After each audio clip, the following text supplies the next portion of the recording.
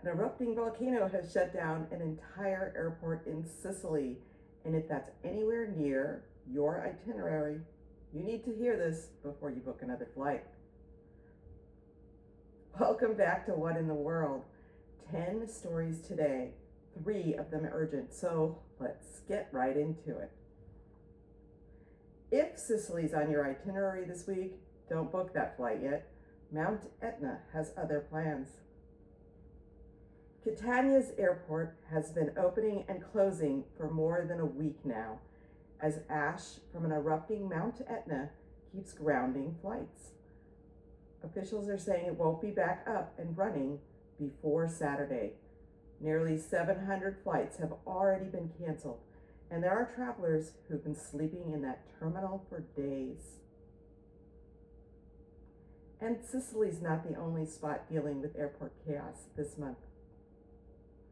Flying through Boston this fall? Build in extra time. Logan just lost its busiest runway for 2.5 months. Starting August 31st, Logan is shutting down its main east-west runway for construction, and it's not reopening until at least November 13th. That's Labor Day and almost Thanksgiving, both caught in the middle. With traffic squeezed onto the 5 runways that are left, expect longer connections and more delays anytime the weather gets dicey. Speaking of weather messing with plans, Europe's rivers are having a moment too. Got a European river cruise booked? Call your advisor now. The rivers themselves are rewriting the itinerary. Riviera Travel just canceled 10 European river cruise departures and adjusted 6 more because water levels on the Rhine, Danube, Moselle, and Maine are exceptionally low this summer. If you're affected, you're being offered a refund, a rebooking, or a swap over to the Douro, Seine, or Rhone instead. Now here's some actual good news for once.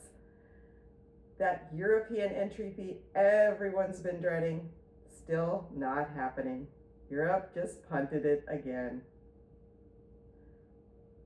That new European entry authorization, ETIAS, has been pushed back indefinitely because of IT issues.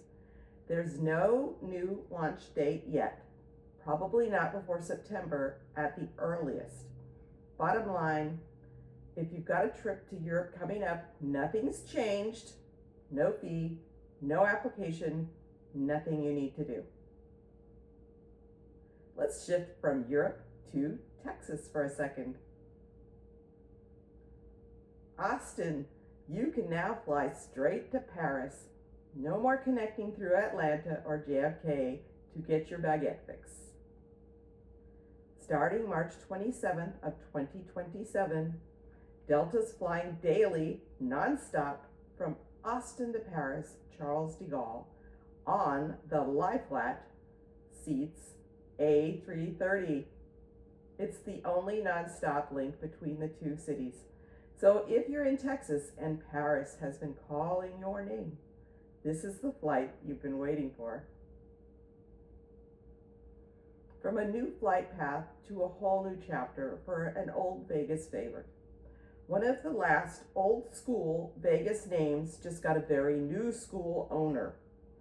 Treasure Island is now flying Accor's flag. Treasure Island just joined Accor's handwritten collection. And get this, at nearly 2,000 rooms, it's instantly the biggest hotel in Accor's entire global portfolio. It's also Accor's very first property on the Strip. If Vegas isn't calling you, maybe the river is. If Europe's rivers have you nervous, American Cruise Lines just gave you 2 brand new reasons to stay stateside. They've announced 2 new riverboats. American Beauty launches on the Mississippi in 2028, and American Rhapsody follows on the Columbia and Snake Rivers in 2029. Both are intimate ships, just 180 guests, every stateroom with a private balcony, and a signature suite That's 1,500 square feet. And cruising in general is shifting in a way that actually works in your favor. Norwegian just admitted the old wait for a last minute deal trick is dead.